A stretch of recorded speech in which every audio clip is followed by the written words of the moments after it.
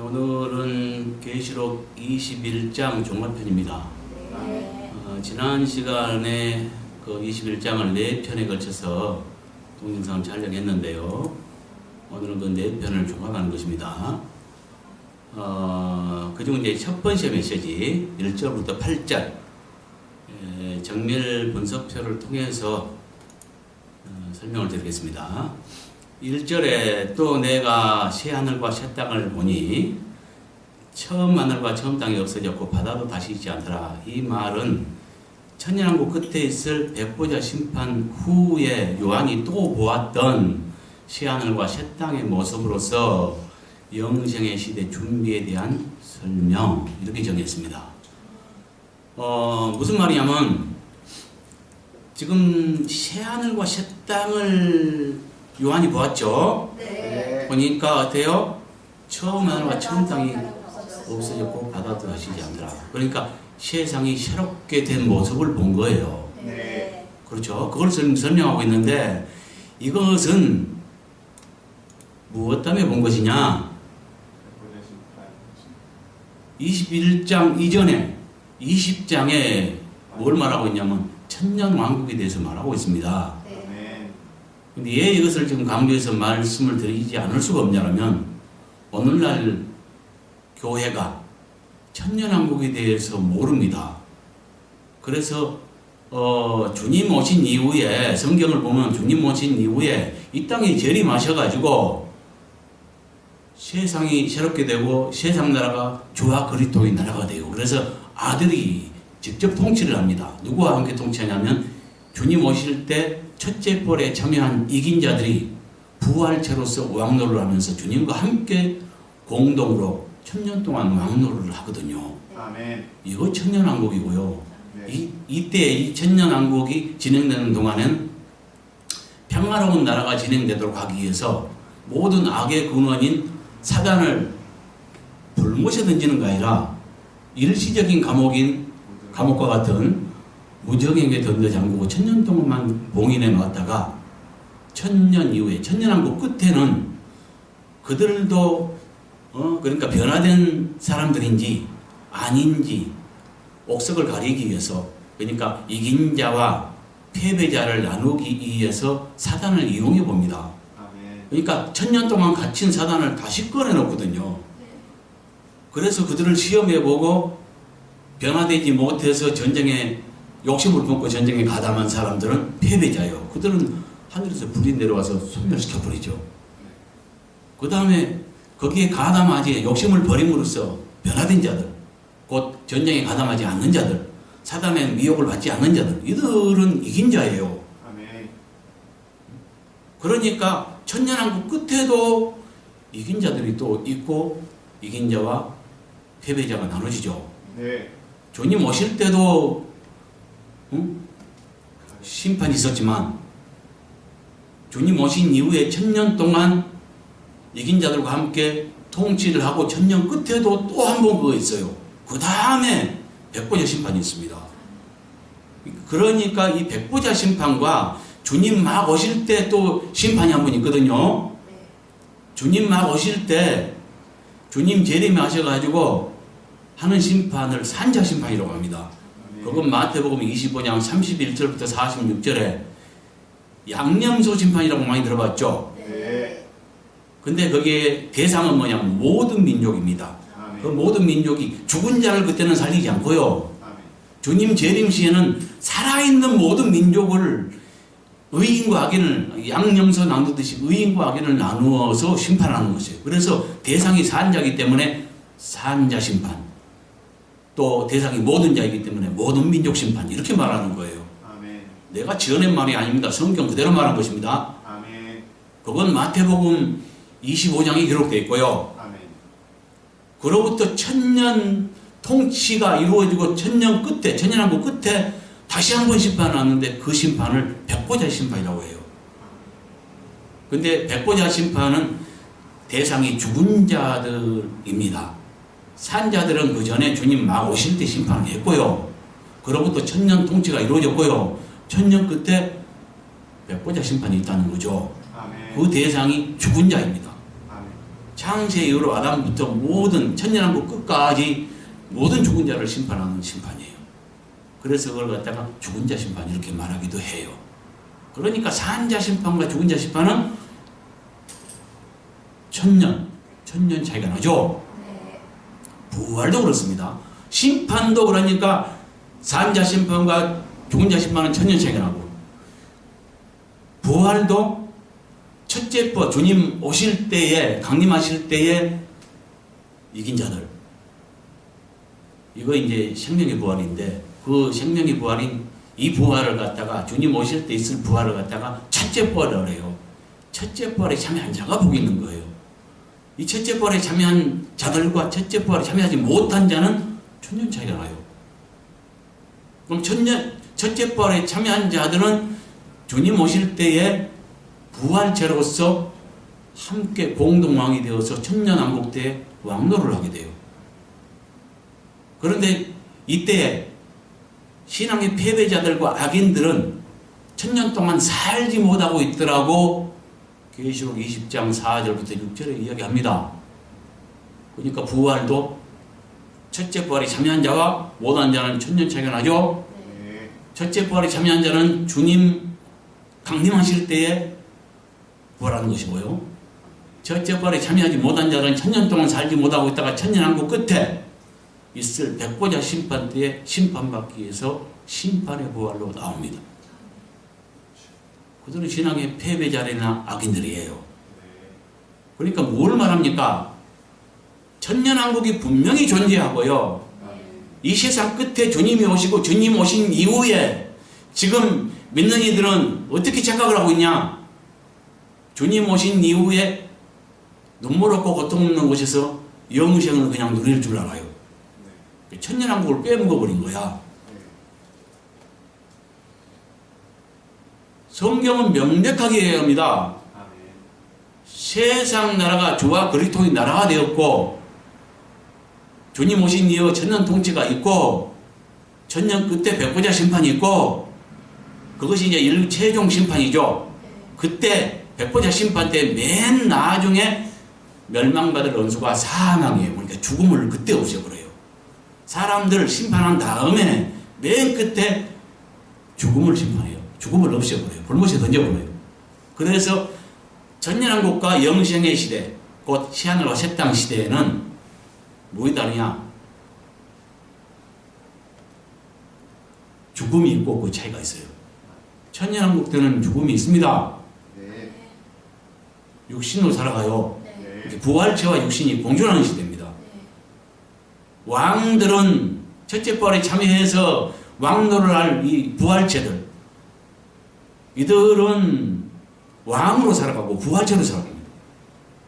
근데 그 천년왕국 시대에 만국을 이루는 백성들은 육신을 가지고 살아간다는 것을 깨달아야 합니다. 그리고 그 이후에 눈물 없고 고통 없는 영생의 시대가 이루어지죠. 그러니까 천년왕국과 영생의 시대는 어째요? 사망이 있고 없고의 차이가 난다는 거죠. 오늘 말씀은 계시록 21장, 이 말씀은 바로 그 영원한 시대, 다시는 고통도 없고 죽음도 없고 눈물도 없고 슬픔도 없는 영생의 시대를 말하는 것입니다. 그러니까 주님 오신 이후의 이 시점은 천년이 지난 때입니다. 아멘. 이걸 분명하게 깨달아야 합니다. 아멘. 이것이 아니라고 말하는 사람들은 눈이 감긴 자들입니다. 부끄러운 줄 알아야 합니다. 목자들이 눈이 감겨서 이걸 모르고 있어요. 많은 사람들이, 거의 대다수가. 우리는 성경이 말한 걸 인정하지 않을 수가 없는 것입니다. 아멘. 그래서 이것을 분명히 깨달아야 되고요. 이 말이 뭔지 잘 모르는 사람은 그 전에 계시록 20장에 말한 천년왕국에 대해서 그 메시지를 한번 보시면은 이해가 할 것입니다. 네. 그래서 이제 이렇게 정의한 것입니다. 지금 이 말, 새하늘과 새 땅 시대잖아요. 그러니까 영생의 시대를 말합니다. 아멘. 예. 이 영원한 시대는 천년왕국 끝에 있을 백보자 심판 후에 요한이 또 보았던 것이에요. 아멘. 그 또 보았던 새하늘과 새 땅의 모습으로서 영생의 시대 준비를 말합니다. 아멘. 이렇게 요한이 딱 보았을 때 새하늘과 새 땅이 쫙 펼쳐졌는데 옛 것은 다 없어졌어요. 네. 그 완전히 환경이 쫙 바뀐 걸 말해요. 아멘. 이렇게 새하늘과 새 땅이 쫙 펼쳐져서 새로운 시대가 딱 펼쳐졌어. 이건 뭐냐? 영생의 시대 준비를 말한다는 거지. 아멘. 이해갔죠? 네. 자, 2절. 요거 이런 것들은 가로한 것은 이거 새로 개정한 것입니다. 네. 내가 뭘로 입든 그거 크게 중요한 것은 아닙니다. 그러나 왜 이렇게 굳이 모든 것을 갖다가 시제, 복수, 단수 다 바로잡았냐면 하나님의 말씀인 성경이기 때문에 이보다 귀한 것이 없기 때문에 정확성을 기하기 위해서 우리가 여태까지 성경은 1.1획도 모호하다고 가르침 받아왔잖아요. 네. 그것은 우리가 보는 성경의 기준이 아니라 원어 기준입니다. 원본 기준이고 언어 기준이죠. 네. 그렇겠죠? 네. 사람은 얼마든지 실수가 있는 것입니다. 네. 그래서 실수할 수도 있겠죠. 네. 그런 것을 바로잡아 놓은 거예요. 그래서 보니 이것은 뭐요? 과거 시제입니다. 언어상. 그러니까 보았더니 이렇겠고요. 여기도 봄에, 여기도 보았음에 이런 식으로 바로잡았다는 거죠. 네. 그 준비한 것이, 여기는 그 준비된 것이 이렇게 했는데 그 이유는 뭘까요? 준비한 것과 된 것은 틀리죠. 네. 수동태입니다. 네. 그러면 된 것이 맞죠. 한 것이 아니라. 네. 예. 그래서 2절에 또 내가 보았음에 거룩한 성 예루살렘이 하나님께로부터 하늘에서 내려오니 그 준비된 것이 신부가 남편을 위하여 단장한 것 같더라. 이 말은 예수님 신부의 도성인 예루살렘 성이 준비되므로 하나님과 사람들이 함께 살 준비에 대한 설명을 하고 있다는 거죠. 무슨 말인지 알겠죠? 예. 이 예루살렘 성은 예수님의 신부입니다. 예수님의 신부를 두 방면으로 말하죠. 하나는 19장에서 말했습니다. 살아있는 유기적인 신부를 말합니다. 그러니까 그 희고 깨끗한 새 많고 옷을 입었다고 얘기하죠. 왜 뭐냐면은 흠없게 된 신부들을 말합니다. 예, 그렇고 지금 21장에서는 좀 이따 나오겠지만 21장에서는 뭐예요? 그 천사가 요한을 데리고 뭐라 합니까? 그 어린 양의 신부를 보여주겠다 하면서 그거 높은 산에 올라가서 하나님께로부터 내려오는 성을 보여주죠. 네. 그러니까 신부는 뭐예요 여기서? 예루살렘 성을 말하죠. 이렇게 두 방면으로 말하는 거죠. 예수님 신부를 두 방면으로 말해요. 움직이는 유기적인 준비된 행실이 변화된 그래서 온전히 된 사람들을 말하고 네. 한면으로는 보석 성전을 말하더라는 거죠. 아멘. 모든 걸 이렇게 두 방면으로 말하고 있어요. 아멘. 그래서 나는 원어 그대로 여기서는 그 예루살렘 성을 그녀. 많은 경우 그녀라고 얘기합니다. 네. 그래서 그걸 해석하지 않고 그대로 순수하게 표현해 준 경우가 많습니다. 네. 그러니까 1절은 뭘 준비됐냐? 영생의 시대 준비예요. 네. 그래서 새 하늘, 영생의 시대인 그 구조가 어떻게 생겼어요? 새 하늘이 있고 새 땅이 있고 바다 없고. 예루살렘 성이 있죠. 네. 예루살렘 성은 하나님의 보호자가 있는 곳입니다. 아멘. 하나님의 집입니다. 네. 하나님은 만왕의 왕이시죠? 네. 왕의 궁정과 같은 곳입니다. 예를 들면 청와대와 같은 곳입니다. 이해했죠? 네. 그래서 그 1절은 영생의 시대의 준비, 새하늘과 새 땅이 준비됨으로써 영생의 시대 준비를 말하고요. 아멘. 2절은 성이, 그러니까 하나님의 궁전이 있는 예루살렘 성이 어디서 내려왔어요? 하나님께로부터 하늘에서 쫙 내려와서 그러니까 새 땅으로 내려오죠. 네. 그러면 그 본부가 어디로 옮겼어요?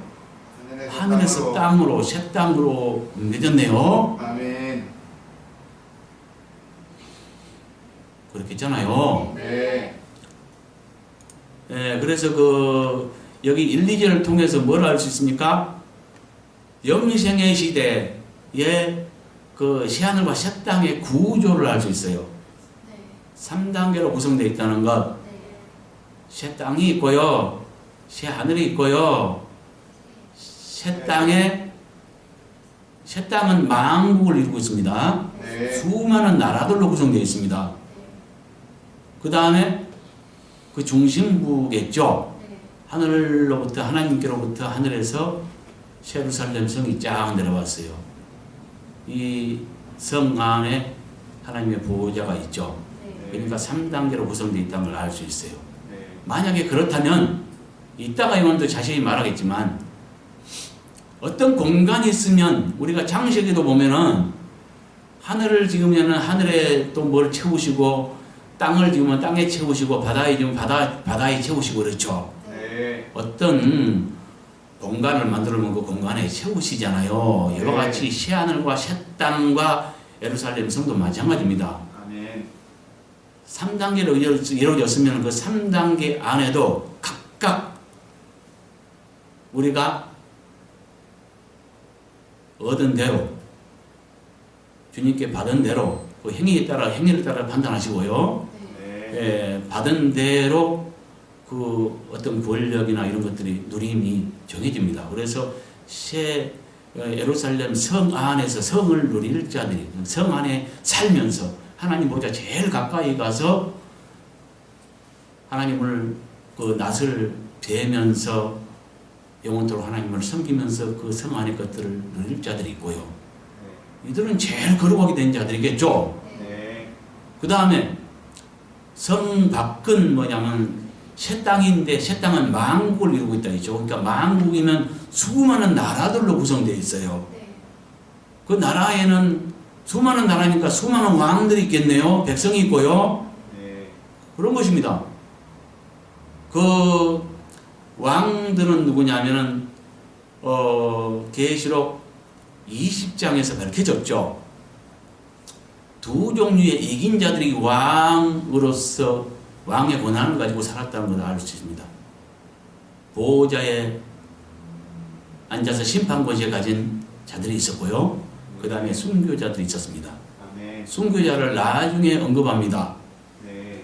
보호자에 앉아 심판 권세 가진 자들은 순교자보다 높은 권세를 가진 자들입니다. 아멘. 우리는 통상 그 순교자가 최고의 복을 받았다고 이렇게 생각을 하지만 그렇지 않습니다. 성경에 수많은 근거들이 있습니다. 나는 그것들을 다 됐습니다. 네. 계시록 14장에 나와 있고요. 명백하게. 네. 순교자라도 첫 열매가 되지 못했고요. 첫 열매는 흠없게 된 자로서 장작공을 가진 자가 왔습니다. 목숨 주님께 바치는 건 기본입니다. 목숨을 바쳤든지 안 바쳤든지 간에 순교신앙으로 산 것은 기본입니다. 아멘. 거기에 흠 얻게 된 것입니다. 그러니까 모든 흠을 극복함으로써 온전한 구원을 받은 자들이 누릴, 그러니까 소수의 14만 4천이 누릴 첫 열매. 이들이 주님의 신부로의 권한을 가지게 되고 온전한 구원을 받아서 보호자 제일 가까이 가는 것이고요. 그 다음에 순교자예요. 그러니까 계시록 20장에서 보호자의 양육은 앉아서 심판 권세 가진 자들은 분명하게 순교자보다 높은 권한을 가진 자들인데 이거 깨달아 보면 14장과 맞춰보면 그들은 첫 열매라는 것을 알 수 있어요. 그 다음에 남은 자들 중에서 순교자가 대환란 때에 많은 순교자가 발생한데 그들도 첫 열매가 되지 못하고 대환란 끝에 있을 마지막 나팔 곧 일곱째 나팔 불 때에 이근곡식 주소에 참여한다는 것. 그러면 그것이 밝혀졌네요. 순교자라도 첫 열매가 못되고 그들보다 못하다는 것. 이 두 종류가 순교자까지 천년 동안 주님과 함께 더불어 왕노릇 하더라 라고 계시록 20장 4절부터 6절에 나와 있습니다. 그러니까 뭐예요? 땅의 왕들은 순교자라고 볼 수 있고요. 그보다 높은 권한을 가진 천열매들은 성 안에 살면서 보좌실 가까이 살아요. 그러면서 하나님을 밤낮 섬기며 살되 만왕의 왕으로서 공동왕으로서 그들도 그러니까 영원토록 왕의 권한을 갖죠. 순교자까지를 왕으로 보면 되고요. 순교자는 만국 곧 만국을 이루는 새 땅에 어떤 특정한 한 나라의 왕이겠지만 신부들은 그 모두를 포함한 공동왕이 되는 거죠. 황제와 같죠. 이런 권한을 갖는 거죠.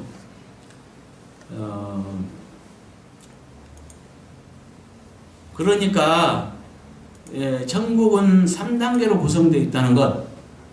그 3단계면 우리가 상식적으로 생각을 해봐도 어떤 공간을 만들면 거기에 반드시 거기에 귀거할, 거기서 살 자들로 채워지는 겁니다.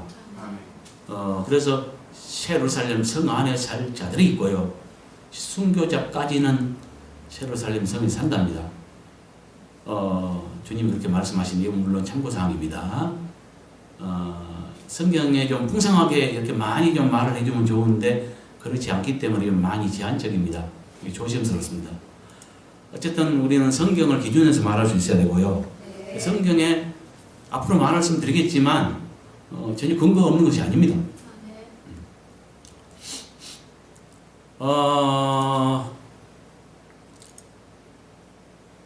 나머지는 새 땅의 만국 백성으로 살 자들과 새 하늘에서 살 자들은 이따가 설명드릴게요. 3절에 내가 들으니 보좌에서 큰 음성이 나서 이르시되 보라 하나님의 장막이 사람들과 함께 있으며 하나님이 그들과 함께 계시리니 그들은 하나님의 백성들이 될 것이고 하나님은 친히 그들과 함께 계실 것이다. 이 말은 보호자에서 난 하나님의 음성으로서 하나님과 함께 살 그 백성들의 거처와 이김을 통해 얻게 될 그들의 신분을 하나님과 그 관계성으로 한 설명이라는 거죠. 두 가지 설명하고 있네요. 지금 보호자에서는 하나님의 음성이죠, 이게. 근데 그 내용을 볼 때 뭐예요? 하나님과 함께 살 그 백성들의 거처. 거처에 대해서 말하고요. 거처는 어디예요?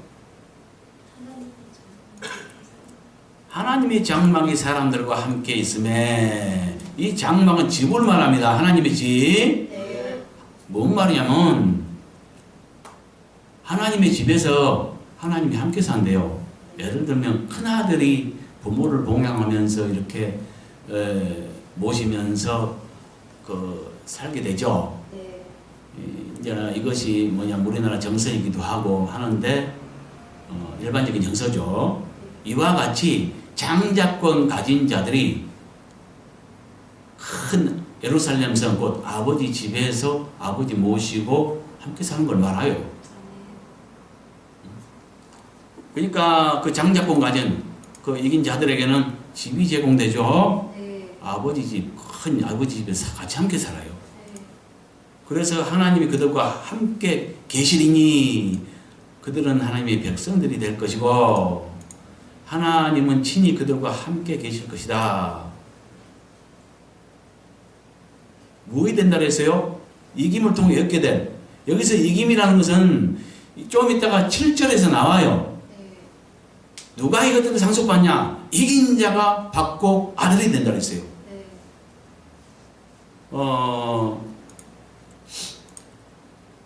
그러니까 뭘 여기서 설명해요? 하나님과 함께 살 그 백성들의 거처와 이김을 통해 얻게 될 그들의 신분은 뭐요? 하나님 백성이 되고요. 거처는 함께 살게 된다는 것.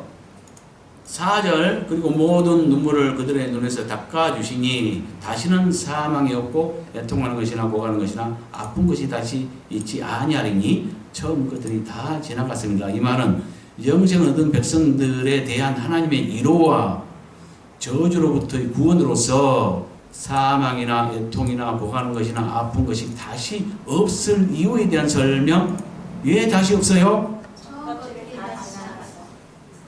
지금 여기서 모든 눈물을 닦아준다는 것은 하나님의 위로를 말하죠. 네. 다시는 사망이 없고 애통하는 것이나 곡하는 것이나 아픈 것이 다시 있지 아니하리니 이것은 뭐예요? 저주로부터의 구원을 말하죠. 네.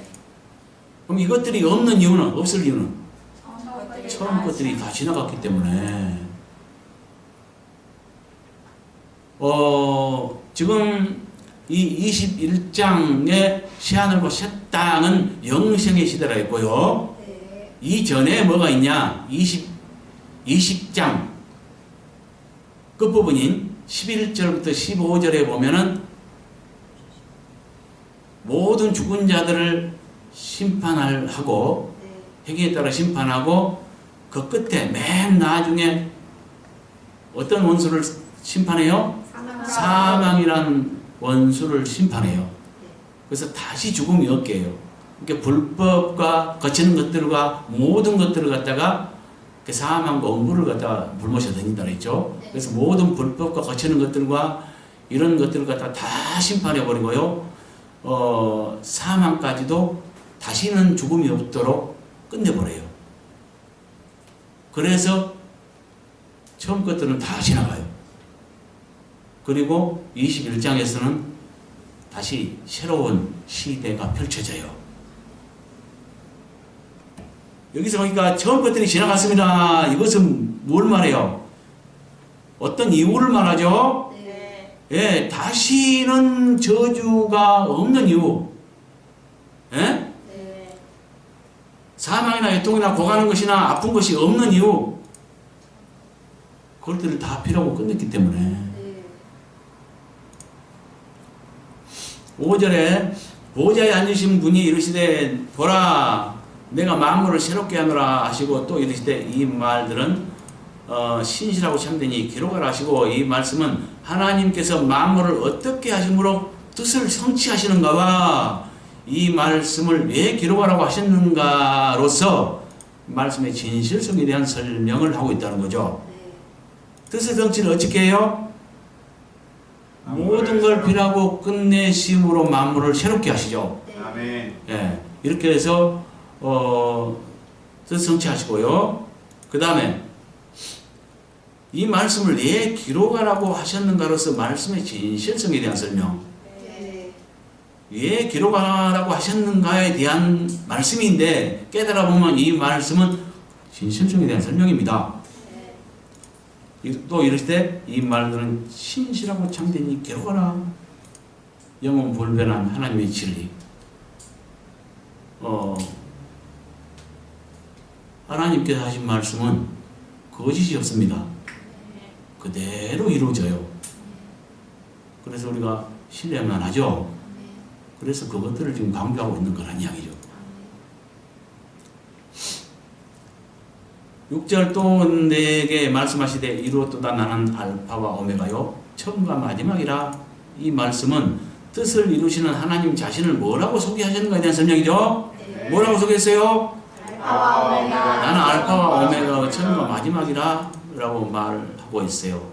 알파와 오메가는 그 그리스 알파벳 처음과 마지막을 말하죠. 네. 그러니까 그 알파벳은 한 묶음 단위로 구성되어 있는데 한 묶음 단위의 시작과 끝을 말해요. 단순히 시작과 끝을 말하기보다 이것은 한 묶음 단위로서 시작이 있으면 시작과 끝 사이에 진행이 있을 겁니다. 그러니까 하나님이 창조하시고 그 다음에 지금 섭리하고 계시고 그 다음에 때가 되면 필하시죠. 그 다음에 여기는 절이 잘못 나가졌네요. 6절 후반부는 7절로 붙어야 합니다. 내가 생명수 시험물을 목마른 자에게 값없이 주리니 이기는 자는 이것들을 상속받으리라.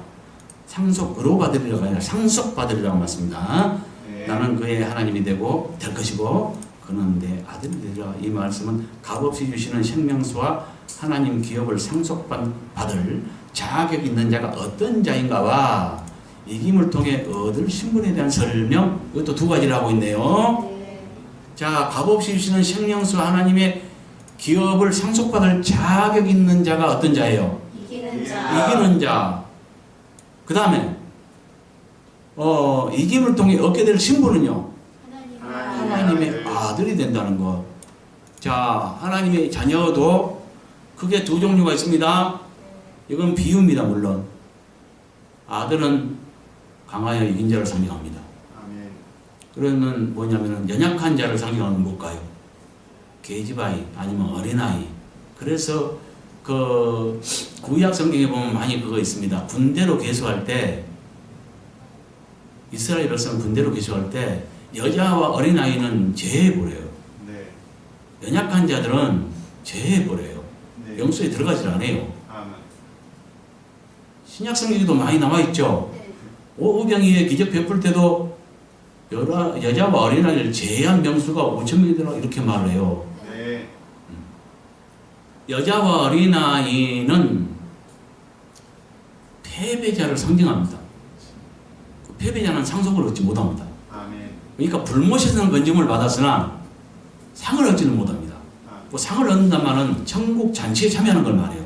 네. 다시 말해서 하나님의 천국에 들어가는 걸 말해요. 네. 그럼 패배자는 어떻게 되냐? 불못에는 구원을 받았기 때문에 불못에 안 들어갈지라도 영예로운 구원을 얻지 못해요. 그래서 천국에 들어가지 못하고 바깥 어둠에 쫓겨나서 울며 이를 갈밌게 돼요. 그러니까 세상적인 믿느니 이런 자들을 말해요. 그러니까 여기서 하나님이 아들이 된다 이 말은 뭐예요? 이기는 자가 아들이 되는 겁니다. 네. 이 아들이 되지 않으면 안 됩니다. 그러면 상이 없습니다. 아멘. 패배자가 됩니다. 네.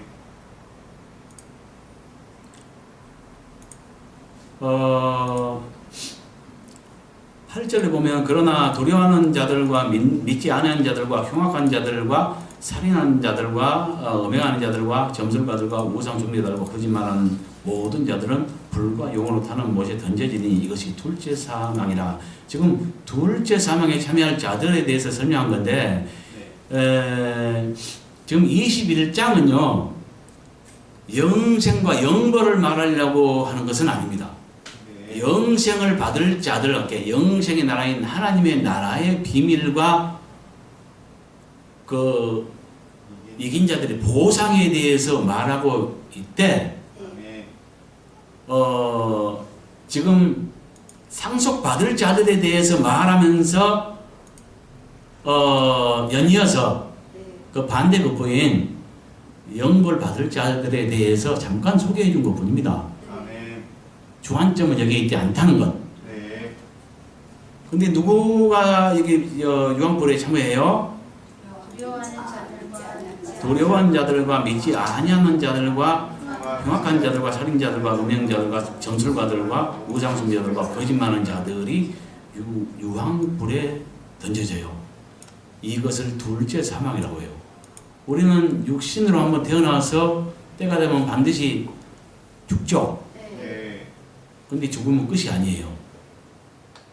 우리의 죽음은 우리는 육신과 영혼으로 구성되어 있어가지고 보이는 육신과 보이지 않는 영혼으로 구성되어 있어요. 그러니까 죽음이라는 것은 뭐냐면은 영혼이 참 나이고요.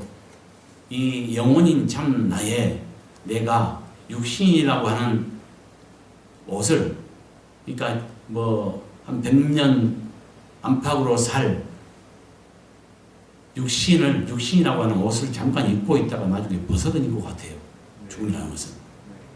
내라는 존재는 없어지지 않고 하나님께로부터 영혼은 그대로 존재합니다.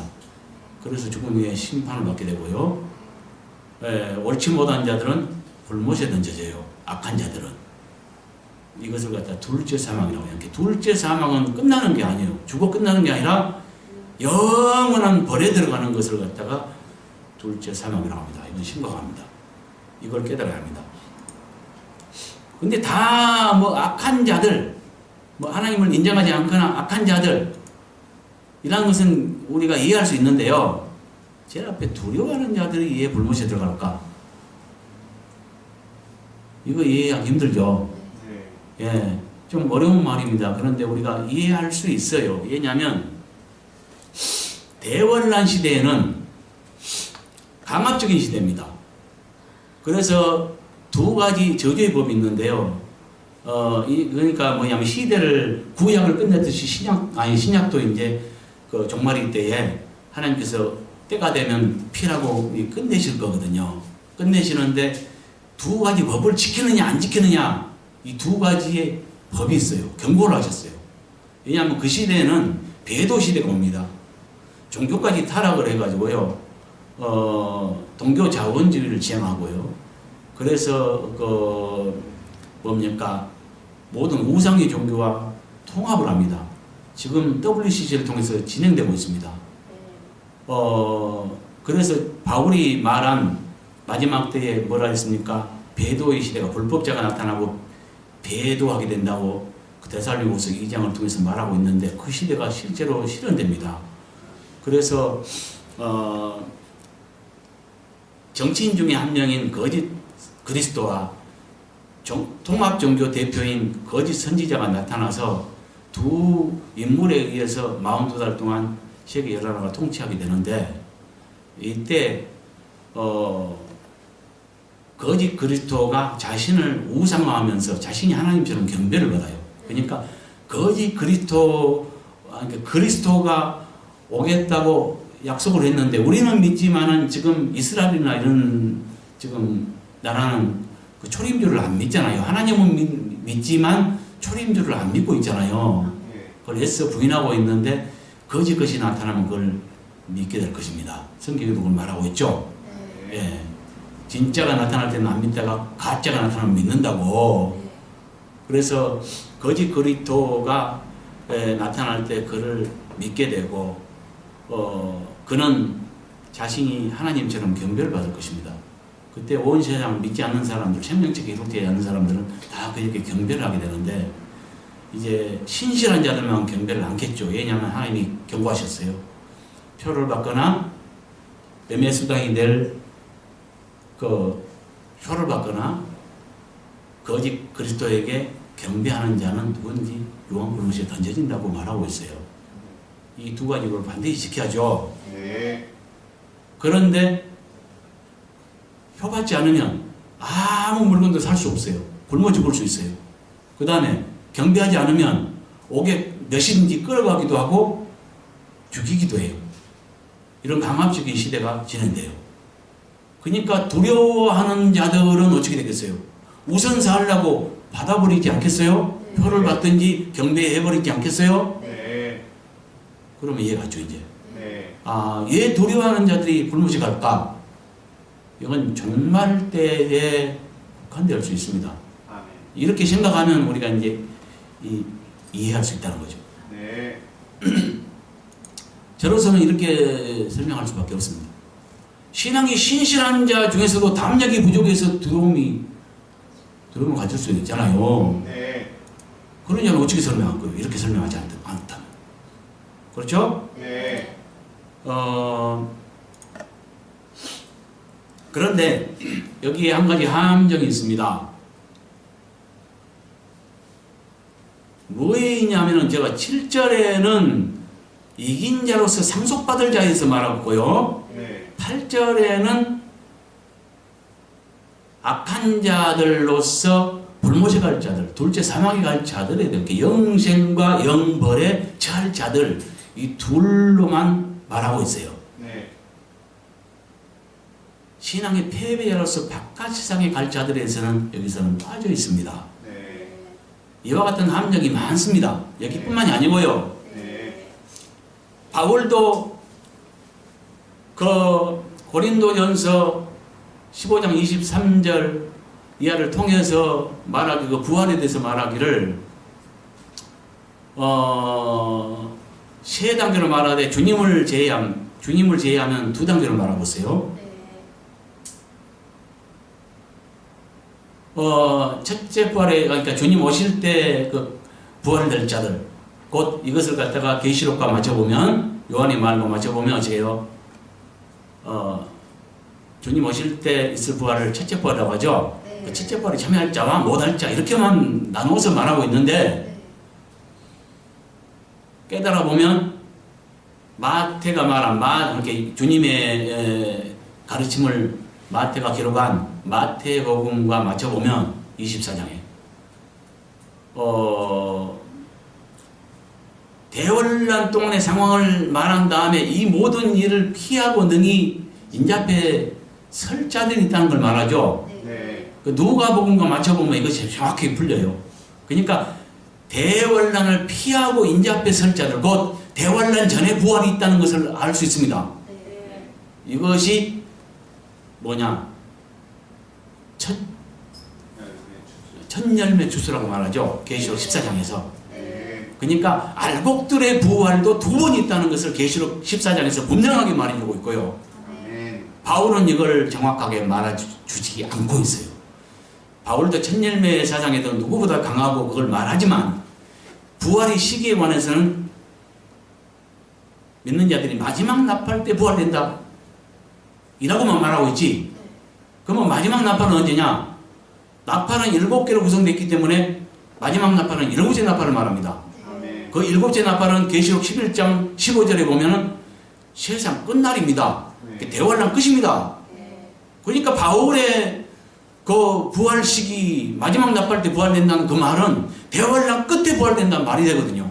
네. 대환란 전에 깨어있는 자들이 소수의 무리가 그 첫 열매들이 올라간다는 말은 자세하게 말해주지 못하고 있어요. 이런 것도 함정인 것입니다. 바울이라도 이와 같이 여기도 뭐냐면은 신앙한 자들 중에서 잘못 믿어서 행위가 옳지 않아서 패배한 자들 이들에 대해서 빼놓고 있다는 것. 아멘. 그러나 분명히 성경 전체를 통해서 우리가 조명해 볼 때 이거 부인할 수가 없는 것입니다. 아멘. 그러니까 악한 자들과 선한 자들 악해서 둘째 사망에 들어갈 자들과 믿고 구원을 얻어서 행실이 옳아서 천국에 들어갈 자 이 둘로만 말하고 있는데 하나님을 믿고 구원을 얻었으나 행실이 온전치 못해서 하나님께 인정받지 못한 자들도 있다는 거예요. 그들은 불못은 안 가지만 행실이 옳지 못해서 바깥 온수에 들어갈 수 있다는 거죠. 마태복음 22장 네. 혼인잔치 비유 있죠. 네.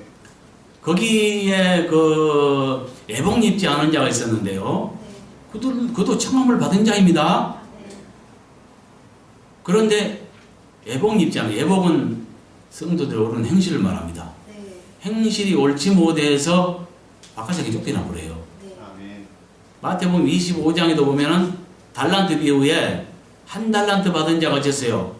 바깥상에 쫓겨났죠. 아멘. 그도 약하고 괴로운 종아 이렇게 말을 해요. 종이라고 이야기합니다. 믿는 자라고 볼 수 있단 말이죠. 아멘. 근데 바깥상에 쫓겨났어요. 네. 그건 뭐냐면은 믿는 자가 둘로 나눠진다는 것. 아멘. 그도 하나님이 자녀니까 불못에는 건짐을 받았다고 봐야죠. 네. 그러나 승리자와 패배자가 있다는 것. 네. 계시록 21장 7절에 보면 이긴 자가 아버지의 유산을 상속받는다고 되어 있기 때문에 그러면 패배자는 어떻게 되냐? 상속을 못 받는 거죠. 그들은 바깥성에 쫓겨나게 되는 거죠. 그러니까 성경 군데군데 곳곳에 어떤 것들을 다 누락된 부분들이 있어요. 구슬도 뭐 구슬이 서말이라도 깨야 법이다 하잖아요. 그러니까 각 곳에 어떤 진리가 흩어져 있는데 이것을 갖다 올바로 깨는 게 중요한 거죠. 여기도 여기에서는 지금 왜 그러면 이렇게 구성되어 있냐? 여기서 말하려고 하는 것은 불못에 던지고 뭐 영벌에 관해서 설명하려고 하는데 주안점이 있지 않아요.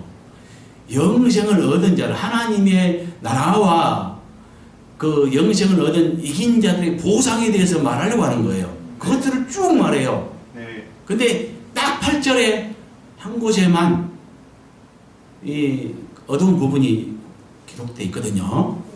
예. 그 나머지는 전부 다 뭐냐면 하나님의 나라 그 비밀에 대해서 보상에 대해서만 말하고 있어요. 여기만 딱 이 말이 있는데 7절에 뭘 말했어요? 영생을 받을 자들, 하나님의 영생을 받아서 하나님 그 이긴 자로서 하나님의 나라를 상속받을 자들에 대해서 말했잖아요. 네. 아울러서 그 반대 급부를 잠깐 설명한 것입니다. 네. 자세히 여기서 말해주진 않고요. 그래서 패배자는 어떻게 되냐 이것도 말해주면 좋았는데 말을 안 하고 있어요. 이것이 함정이라는 거죠. 아멘. 여기서 둘로 말하니까 둘뿐이지 않냐 이렇게 이제 따질 사람이 있을런가 모르지만 그건 성경을 잘 모르는 사람이에요. 여기만 성경이 아니라 모든 성경을 우리가 이렇게 맞춰볼 때 서로 싸우는 부분이 없어야 되는 겁니다. 아멘. 이해갔죠? 이것들을 종합하면 1절부터 8절까지의 본문은 하나님 나라 구조와 기업을 상속받아 영생할 자들과 영벌받을 자들에 대해서 말합니다. 그다음에 두 번째 메시지 9절 일곱 대접들을 가지고 마지막 일곱 재앙들을 담은 일곱 대 천사들 중 하나가 나와서 내게 말하기를 이리 오라 내가 신복 어린 양의 아내를 내게 보이라 하였다. 이 말은 마지막 재앙을 가진 일곱 천사들 중 하나가 요한에게 뭐라고 말했는가에 대한 설명입니다. 네.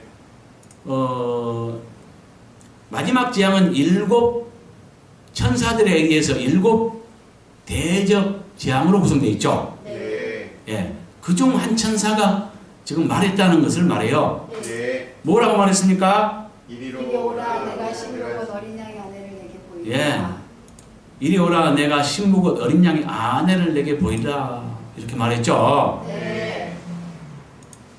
그 다음에 10절 보니까요.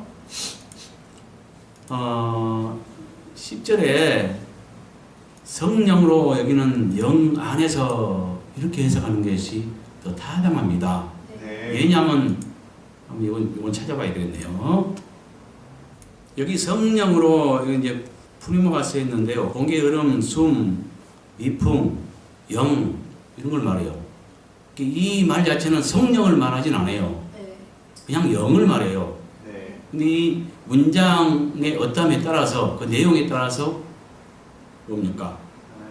하나님의 영이 될 수도 있고 사람의 영이 될 수도 있는 거예요. 네. 여기를 보면은 지금 성령으로 이렇게 했는데 여기도 지금 전치사 애니스였어요. 그러니까 뭐 안에 이런 뜻이에요. 네. 그러니까 이 성령은 영이 되는 것이고요. 으로 여기는 안이 되는 거예요. 영 안에 누구의 영 안이야? 요한의 영을 말합니다. 아멘. 영 안에서 환상을 보는 거예요. 네. 모든 은사들은 그와 같습니다. 물론 바울이나 엘리야나 이런 어떤 특별히 승천한 사람도 있습니다만은 그런 건 굉장히 드물고요. 대부분의 은사로 행하는 것들은 다 영 안에서 이루어집니다. 이 지금 계시는 주님께서 천사를 보내사 요한에게 그 종들에게 이제 보이려고 요한에게 보였다 이렇게 말하거든요. 그래서 요한이 환상으로 보고 들은 것을 기록한 것입니다. 그러니까 이걸 이제 어떻게 오해를 하냐면은 영혼이 그냥 육신을 이탈해 가지고 어떤 천국으로 올라갔냐 이렇게 이제 생각을 하는 사람도 있는데 그런 것이 아니라는 거죠. 영 안에서 환상으로 본 거라고 이해해야 됩니다. 네. 그래서 10절에 그리고 영 안에서 나를 데리고 크고 높은 산으로 올라갔고 하나님께로부터 하늘에서 내려오는 거룩한 성 예루살렘을 보여주었으니 이 말은 마지막 재앙을 가진 일곱 천사들 중 하나가 요한에게 어린 양의 아내를 보여주겠다며 영 안에서 어디로 데려가서 무엇을 보여줬는가에 대한 설명입니다. 네. 어디로 데려갔어요? 높은 산. 크고 높은 산으로 데려가세요. 무엇을 보여줬어요? 거룩한 성 예루살렘. 성 예루살렘을 보여줬단 말이에요. 거룩한 예루살렘 성은요. 네. 뭘 보여주겠다면서 뭘 보여줬어요? 신부를 보여주겠다고 하면서 예루살렘 성. 어린 양께 예수님의 신부를 보여주겠다면서 보여준 게 뭐예요? 예루살렘 성을 보여준 거예요. 그러니까 여기서 예루살렘 성은 뭐냐? 예수님의 한 면의 신부인 것입니다. 아멘. 아까도 이야기했지만 19장에서는 유기적인 움직이는 준비된 신부들, 사람들을 말했고요. 네. 여기서는 보석 성전을 신부라고 말하고 있다는 것. 왜 이렇게 이해되는가? 이것은 이따가 또 내가 설명드리겠습니다. 그 다음에 11절에 하나님의 영광에서 그 성의 빛이 지극히 귀한 보석 같고 벽업과 수정같이 막더라. 이 말은 천사가 어린 양의 아내를 보여주겠다며 크고 높은 산으로 올라가 보여준 예루살렘 성 모습이 어땠는가에 대한 설명이죠. 네. 모습이 어땠어요? 지극히 귀한 빛이 보석 지극히 같고 귀한 벽과 보석 수정같이 같고 벽과 수정 밝았어요. 같다 말더라. 예. 뭐 상상이 가요? 지극히 귀한 보석 같고 벽옥과 이 벽옥은 이제 뭐 세 가지 색으로 불순물에 따라서 이렇게 또 세 가지 색으로 나눌 수 있는데요. 여기서는 붉은 계통이라고 볼 수 있어요. 왜냐하면 아버지 형상이 위에도 벌겋게 달라붙은 새 같고요. 아래도 불기둥 같다고 했으니까요. 붉은 계통의 벽옥이라고 볼 수 있어요. 아버지도 그 색깔이 벽옥 같다고 했죠. 네. 아버지 닮은 걸 말합니다. 아멘. 그 다음에 수정 같더라. 수정은 뭐 맑고 투명한 뭐 이런 것들의 특징이라고 볼 수 있죠. 그 다음에 12절 크고 높은 성곽이 있고 12문들이 있는데 문들에 12천사들이 있고 그 문들 위에 이름들을 썼으니 이스라엘 자손 12지파들의 이름들이다. 이 말은 어린 양의 아내인 예루살렘 성의 성곽과 성곽의 문들에 있는 것들에 대한 자세한 설명이죠. 예. 예루살렘 성곽은 어때요? 성곽의 모습이 12문이 크고 높다 그랬죠. 네. 그리고 그 성곽에 12문들이 있고요. 네. 문들에 12천사가 있죠. 네. 그러니까 한 문에 한 천사가 있네요. 네. 이들은 문지기에 왔다는 것. 그렇겠죠? 네. 예. 그 문들 위에 이름들이 써졌어요. 뭔 이름이 써있어요? 이스라엘 12지파의 이름이 각각 쓰여 있다는 거죠. 이게 무슨 의미일까요? 자, 구원은 유대로부터 나옵니다. 아멘. 구약도 이긴 자 한 사람과 밑에 12기둥으로 형성됩니다. 네. 그 야곱이 이스라엘로 바꿔준 천사와 이렇게 씨름한 뒤에 그 이긴 다음에 이스라엘이라는 이름으로 그 축복을 하잖아요. 네. 이스라엘이라는 말이 그 뜻이 이긴 자 이런 뜻이에요. 네. 그러니까 야곱은 이긴 자가 된 거예요. 인정을 받은 거예요. 그래서 이긴 자 야곱과 이스라엘과 그 밑에 12기둥, 12지파가 12기둥이 되죠. 12지파, 12기둥 삼아서 구약의 하나님의 나라가 형성이 됩니다. 그래서 지금 이 구조가 말입니다. 지금 예루살렘 성의 성곽에 있는 문을 통과해야 어디로? 그 내부로 들어갈 수 있잖아요. 예. 그러니까 우리가 구원의 문을 통과해야 이렇게 구원을 얻는 것이듯이 이 성을 누리기 위해서는 성문을 통과해야 되잖아요.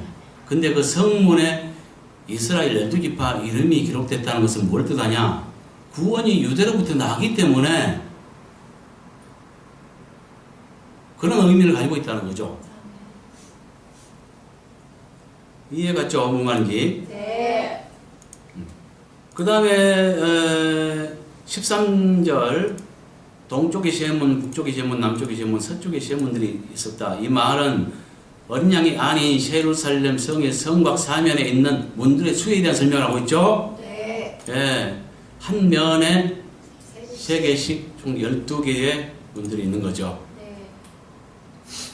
그 다음에 14절, 그 성의 성곽에는 12기초석들이 있고 그것들 위에는 어린 양의 12사도들의 이름들이 있더라. 이 말은 어린 양이 안에 있는 예루살렘 성의 성곽 사면에 있는 기초석들과 그 위에 있는 것들에 대한 설명이죠. 네. 아까도 구약도 이긴 자 한 사람과 12기둥을 통해서 형성됐고요. 신약도 이긴 자 한 사람과 12기둥을 통해서 형성됐다 했죠.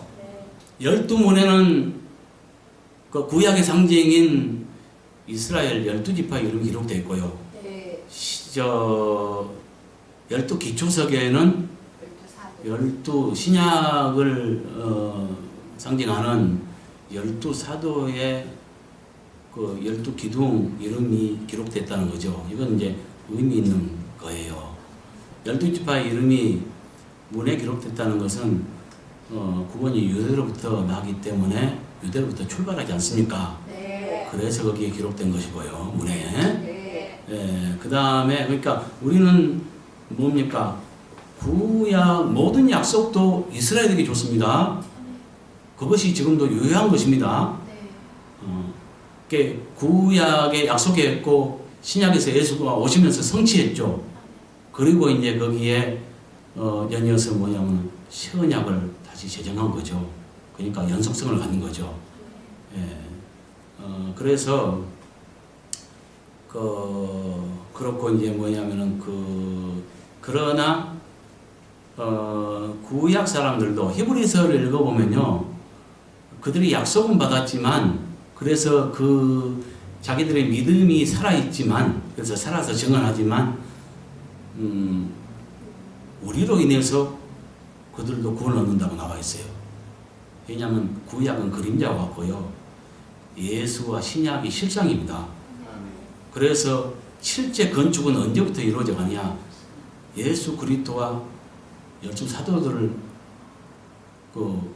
12기둥으로 해서 그때부터 건축이 돼가는 거거든요, 실제적으로. 그러니까 예수께서 터가 되고 그 이에 맨 먼저 12사도가 12기초석으로 놓아지고요. 물론 한 면에 셋씩 4면이니까 12사도 이름이 기록되겠죠. 네. 그러니까 12기초석은 이거 좀 이따 나오겠지만은 각각의 보석으로 구성되어 있잖아요. 네. 12가지 보석으로 구성되어 있어요.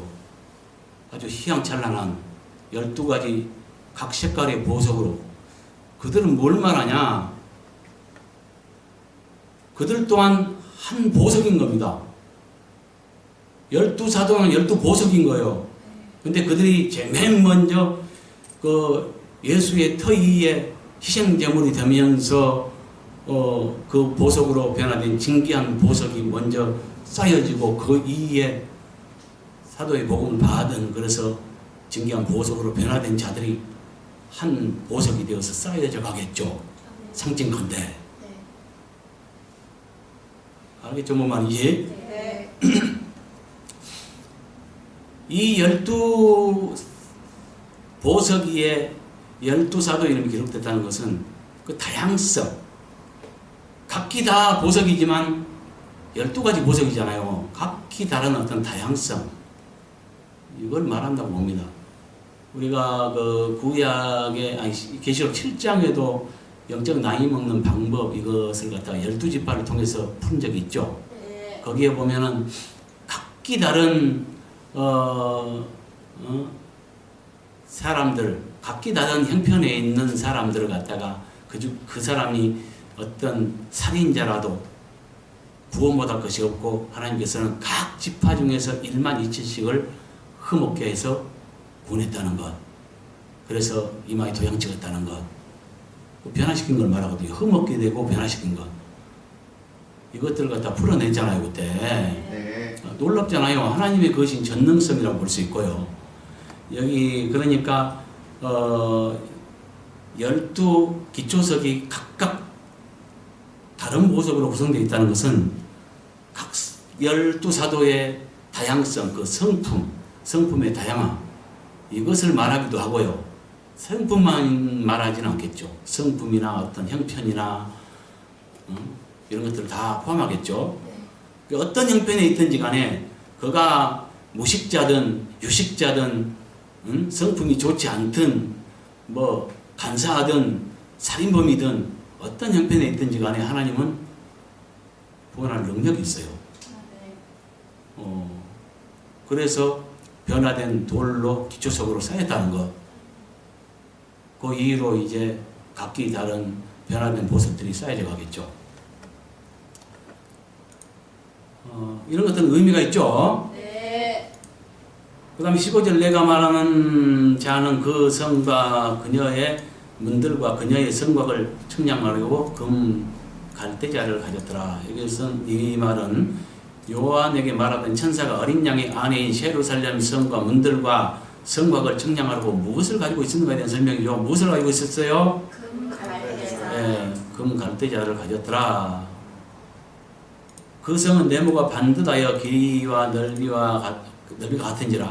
그 갈대자로 그 성을 측량하였더니 12,000 스타디온이요 길이와 넓이와 높이가 같더라. 이 말은 네모 반듯한 예루살렘 성을 천사가 금 갈대자로 측량한 결과가 어땠는가에 설명이죠. 네. 결과가 어땠어요? 12,000 스타디온이요 길이와 넓이와 높이가 같더라는 거예요. 그러니까 정방형이에요. 길이, 넓이, 높이가 똑같이 12,000 스타디온. 이거 계산해 보니까 한 2,200km 돼요. 높이도 2,200km입니다. 네. 어마어마하죠. 근데 정방형이에요. 네모 반듯해요. 그게 뭘 말합니까? 각 잡힌 것. 그 보석의 일원이 된 사람은 그럼 어떻게 되겠어요? 온전한 구원을 받아서 온전케 된 보석들이 돼야 되지 않겠습니까? 아멘. 그래야 그 일원이 되죠. 그래서 예루살렘 성, 신부의 도성인 예루살렘 성의 일원이 되고 그 안에 누림을 가질 자들은 온전한 구원을 받은 자들이어야 돼요. 쉽지 않은 말이죠. 마태복음 5장에도 보면은 그 끝부분에 보면은 하나님께서 말하죠. 하나님 아버지 온전하신 것 같이 너희도 온전하라. 이라고 요구하고 있어요. 하나님이 보면 그 요구는 너무나 높습니다. 너희가 너희에게 무난한 자에게 무난하면 무슨 상이 있으려? 이방인들도 너희가 같이 그렇지 않느냐? 그러니까 너희는 달라야 된다는 거죠. 원수까지 사랑해라 하면서 결론적으로 너희 아버지 온전한 것 같이 너희도 온전해라. 이렇게 온전을 요구하고 있어요. 그러니까 온전한 구원이 있다는 걸 깨달아야 돼요.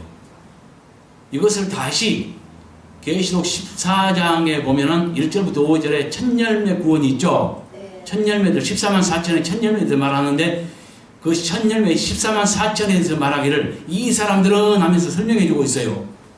입에 거짓말했고 흠이 없대요.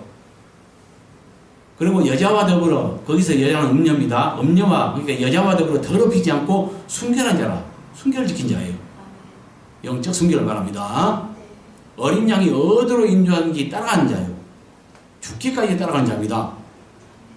그래서 입에 거짓말했고 흠없게 된 머리로서 온전한 구원을 받은 자, 처음 읽은 열매, 이들이 신부가 되어서 그 이론으로 쌓여져 갔다고 말할 수 있습니다.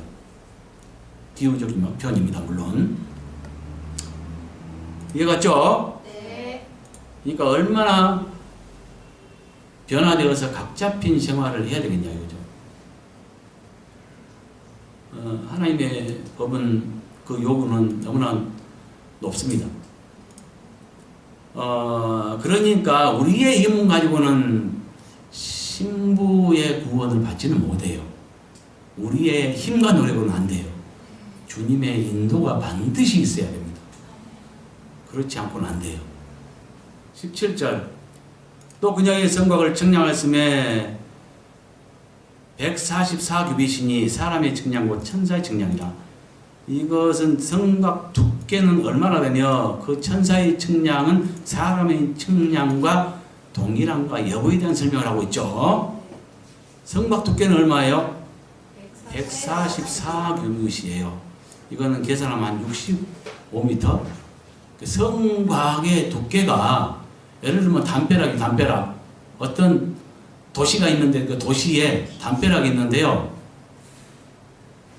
그 두께가 뭐 144규빗인데 계산하면 65m 된다는 이야기죠. 그러니까 얼마나 두껍습니까? 이건 뭘 말하겠어요? 어떤 견고함 이런 것들을 상징하지 않겠어요? 예. 그리고 이 측량이 지금 천사가 측량했는데 사람의 측량과 똑같더라. 이 복음이 우리의 구원을 위함인데요. 알아들을 수 없는 말로 해버린다면 무슨 소용이 있겠습니까? 예를 들어 천사가 측량하는데 천사와 사람의 어떤 계산법이 달라버리고 이해가 달라버리면 무엇을 깨달으며 어떻게 깨달아야 구원을 얻는 것인데 깨닫고 행해야 구원을 얻잖아요. 행한 대로 갚아지는 거고. 그런데 어느 소통이 안 된다면 왜 이런 말씀 드리냐면은 참 이해하는 것이 너무 엉뚱해요. 예를 들면 막 칠일 창조를 갖다가 엉뚱하게 해석해서 예를 들면 하나님의 날은 하루가 천년하고 천년이 하루 같다고 했으니까 그 7일은 뭐 하루가 천년이다. 그래서 뭐 7천년 잡아야 되니 뭐 이런 식으로 계산을 하기도 하고. 그러니까 뭐 7일 만에 창조한 영명 그대로 받아들이지 않고 7천년으로 계산하는 사람도 있고 이렇게 막 엉뚱해요. 그러다 또 이해 못하면 상칭이다 이래버려요. 소통이 되지 않을 사람이 이해 못할 말로 천사가 있는데 천사와 사람의 이해가 다르다면 무슨 소용이 있냐고요.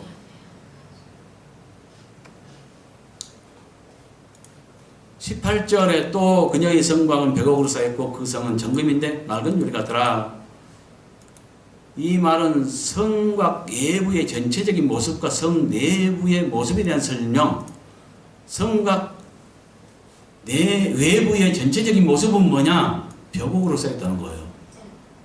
이 벽옥은 불순물에 따라서 한 3가지 색깔로 표현될 수 있어요. 누런 색으로도 표현되기도 하고요.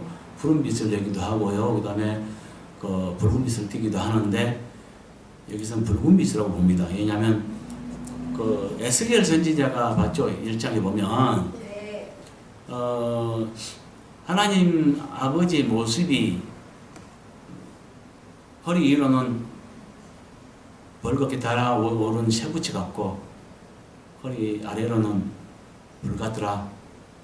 이렇게 말하고 있잖아요. 그러니까 아버지 이것은 뭘 말하냐면은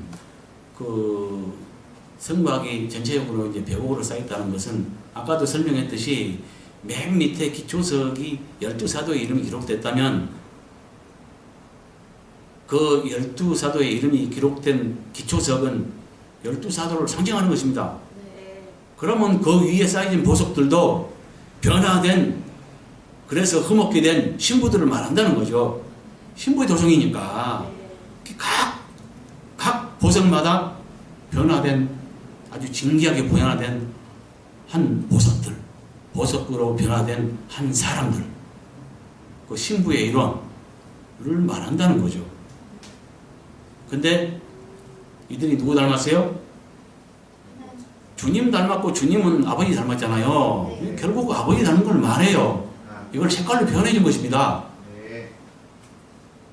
그 다음에 그 성은 정금인데 맑은 유리 같더라. 이 성길은 정금길이에요. 정금은 어떤 이 정금이 되기 위해서는, 이렇게 순금이 되기 위해서는 불순물을 다 이렇게 제거하기 위해서 여러 번의 단련을 하고 정제를 거쳐서 되는 거죠. 그래서 불순물을 다 제거한 것으로서 이것은 뭘 상징하냐면은 거룩을 상징합니다. 이 금은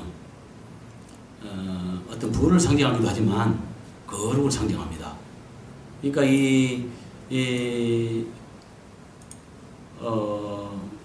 정금길을 다닐 자들이 어떤 자이겠어요? 아버지처럼 거룩한 모습으로 변화된 자들이 정금길을 다니며 이 누림을 갖지 않겠습니까? 그렇겠죠? 네. 그 다음에 그 19절 그 성의 성곽의 기초석들은 각색 보석으로 꾸몄으며 첫째 기초석은 벽옥이요 둘째는 남보석이요 셋째는 옥수요 넷째는 옥보석이요 다섯째는 홍만옥이요 여섯째는 홍보석이요 일곱째는 황옥이요 여덟째는 노곡이요 아홉째는 담화옥이요 열째는 비치옥이요 열한째는 청옥이요 열둘째는 사수정이라. 이 말은 성곽의 기초를 이루는 12기초석은 어떤 보석들로 건축되었는가에 대한 설명이죠. 네. 이거는 아까 설명을 해버렸네요. 미리서. 네. 예, 기초석에 각각 사도, 12사도의 이름이 기록됐다는 것은 그들이 이와 같이 12가지 색의 각양 보석으로 변화된 진귀한 자들로서 기초석으로, 그러니까 예수님의 터이에 이들이 희생제물이 됐고요. 그래서 하나의 보석들로서 쌓여졌고요. 그 이에 그 사도들의 기초석 이에 우리가 이제 또 깨달아서 변화를 받아서 쌓여져간 거죠. 이렇게 이제 봐야 되는 것이고요. 21절에 보니까 또 12문은 12진주들이니 강문마다 한 개의 진주로 되어 있고 성의 길은 맑은 유리 같은 정금이더라.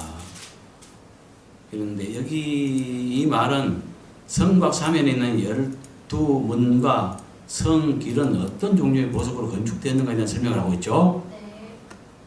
12문은 12진주로 되어 있대요. 이 진주라고 하는 것은 조개가 상처를, 이렇게 모래 같은 거 이렇게 들어가서 상처를 입을 때 그 진액을 내어서 이것을 감싸고 감싸함으로써 진주가 형성되거든요. 비유컨대 뭐냐면은 어떤 복음으로 인해서 예수 이름 때문에 어떤 아픔과 상처와 고통을 겪을 때 이것을 사랑의 진액으로 감싸고 용서하고 이름으로써 진주가 형성이 된 진주 같은 자로 변화될 수 있다. 뭐 이렇게 말할 수 있을 겁니다. 진주문을 통과한 자라면, 할 자라면 어떤 자이겠어요? 진주문을 통과해서 성안을 누릴 수 있거든요. 그러니까 진주문을 통과해서 성을 누리고 정금길을 걸을 자라는 어떤 자들이 그 자격이 있냐? 진주 같은 자여야 되고요. 정금 같은 자여야 되죠. 이해가죠? 네. 그래서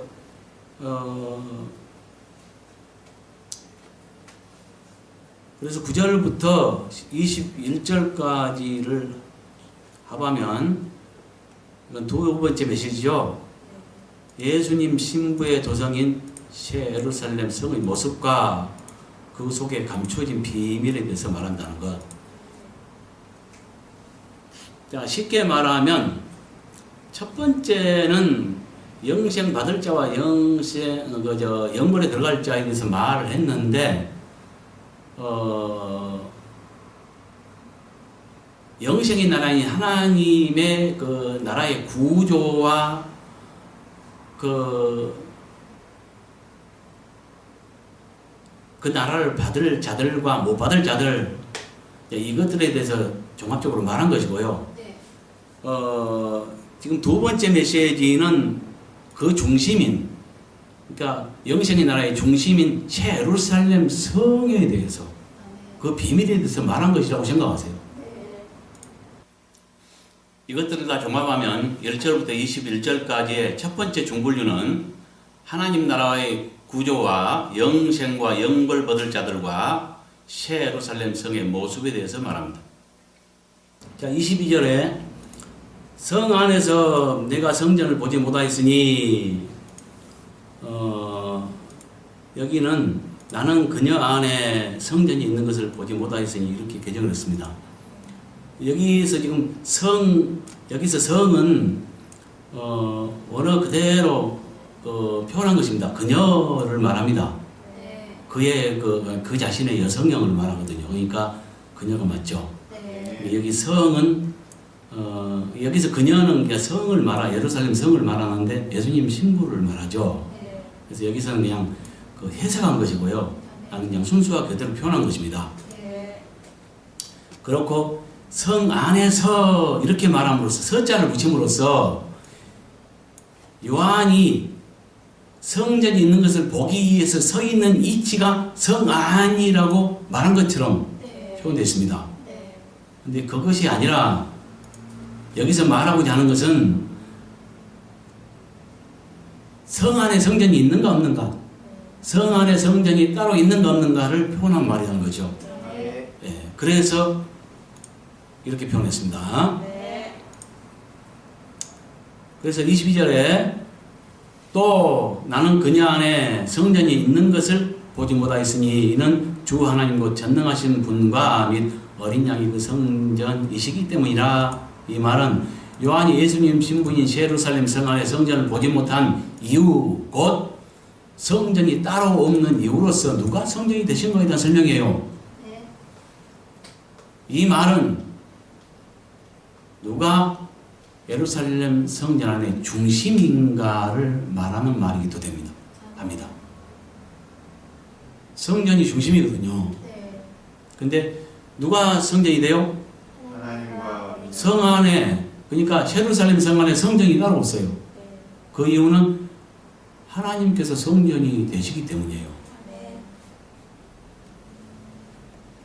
그 중심이 누군가를 말하기도 합니다. 그 다음에 또 그 성은 해나 달의 비침이 쓸데없으니 이는 하나님의 영광이 그녀에게 비쳤고 어린 양이 그녀의 등불이 되시기 때문이라. 이 말은 예수님 신부인 예루살렘 성 안에 해나 달의 피조빛이 쓸데없는 이유로서 하나님 아버지와 예수님의 그 역할에 대한 설명을 하고 있어요. 자, 하나님의 역할은 뭐예요? 해의 역할을 하죠. 달의 역할은요? 예수님. 자, 하나님께서 피조빛을 창조하실 때, 해를 지어놓고 낮을 주관하게 하셨고요. 달을 지으셔서 밤을 주관하게 하셨습니다. 여기서 지금, 등불이라는 것은, 밤에 켜는 거죠. 근데, 지금 시작이 보세요. 그 성에는 해나 달의 빛이 쓸데없대요. 그러면서 그 이후로서 인원하면서 그 이후로서 하나님의 영광이 그 예루살렘 성 그녀에게 비쳤고 어린 양이 그 등불이 되시기 때문이다.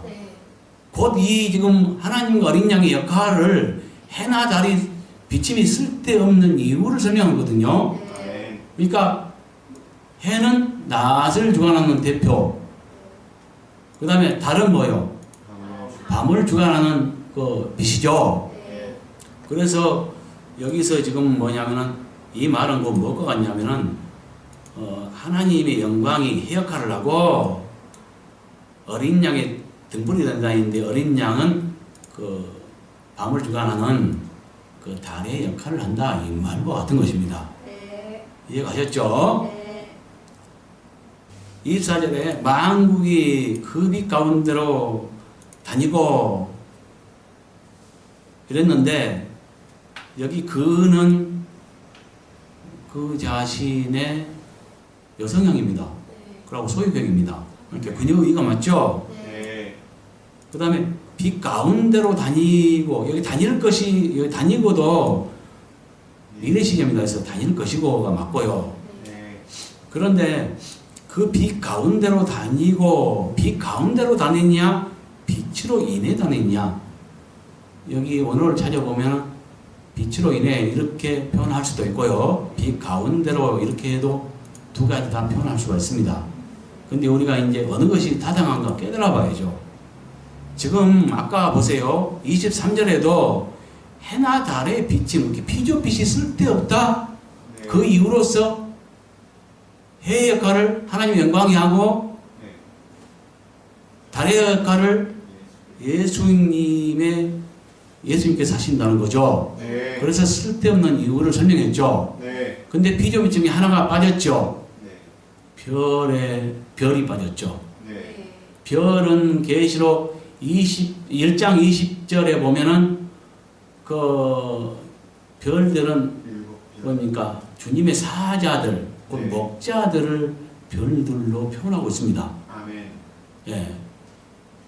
그래서 그 이제 별은 뭐냐면은 밤하늘에 그 어두운 밤하늘에 반짝이는 광물로서 그 어두운 시대에 그 깨어있는 주의 종들을 상징하는 거거든요. 근데 주의 종들, 하나님의 백성들 중에 최고의 영예를 가진 자들이 누구냐? 주님의 신부들입니다. 천열매들. 그 신부들은 뭐요? 두방변도 말한다 그랬죠? 유기적인 한 신부가 있고요. 비유컨대 한 보석으로 쌓여진 예루살렘 성전이 한 신부라 그랬습니다. 그들은 기초석 2에 12사도 이름이 기록됐다는 것은 12사도가 기초석이 됐고 그것을 상징적으로 말한 것으로 우리가 이해할 수 있어요.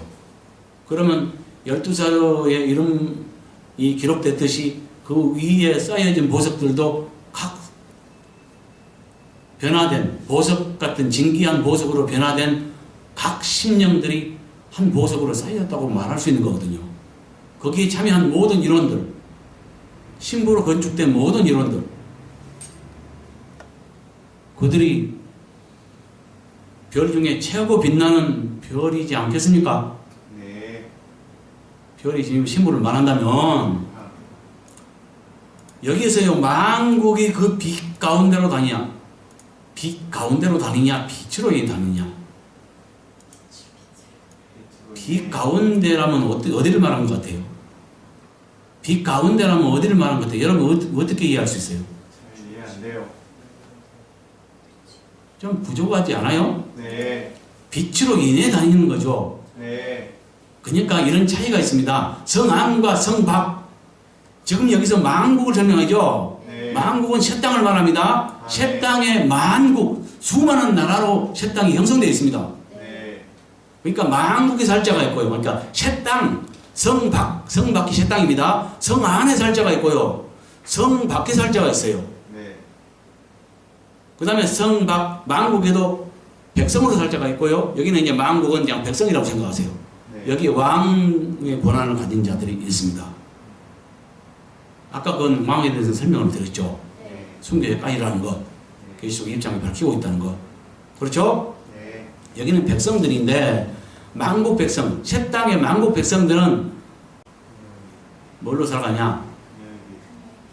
그녀의 빛으로. 그러니까 예루살렘 성 찬란한 벽옥으로 쌓여있는 12가지 그 기초석 위에 벽옥으로 쌓여있는 빛나는 보석성의 그 빛으로 인해 다닌다는 것을 말한다고 나는 이해합니다. 그러니까 해달 별의 역할이 다 있는 거죠. 성 안에 해나 달의 비침이 쓸데없는 것은 뭐예요? 예? 하나님이 빛이, 그 영광이 빛이기 때문에 해가 필요 없고요. 네. 또 밤에 달도 비침이 필요 없어요. 왜냐하면 어린 양이 등불이 되시기 때문에 밤에 달의 비침도 쓸데없다는 거죠. 성 안은 그렇게 말하고 있습니다. 둘로, 아버지와 예수님의 역할로. 그러면 성 밖, 만국은 뭐냐? 찬란하게 빛나는 진귀한 보석으로 변화되어서 쌓여진, 그래서 건축된 별들, 천열매인 예수님의 신부들, 예수님의 신부들로 변화돼서 최고의 구원을 받은 그들의 빛나는 그들이 별의 역할을 하고요. 그 별빛으로 인해서 만국이 그 별빛으로 인해서 다닌다는 이런 말로 이해하는 것이 가장 정확한 이해일 것입니다. 어떤 자는 해같이 빛나고 어떤 자는 달같이 빛나고 어떤 자는 별같이 빛나는데요. 각각 그 영예가 다르죠. 그래서 만국 백성들은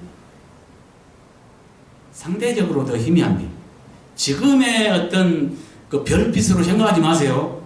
차원이 틀립니다. 다만 상대적으로 그렇다는 것. 성 안과 성 밖의 누림이 그런 차이가 있다는 것. 이렇게 이해를 하십시오. 이해 갔죠?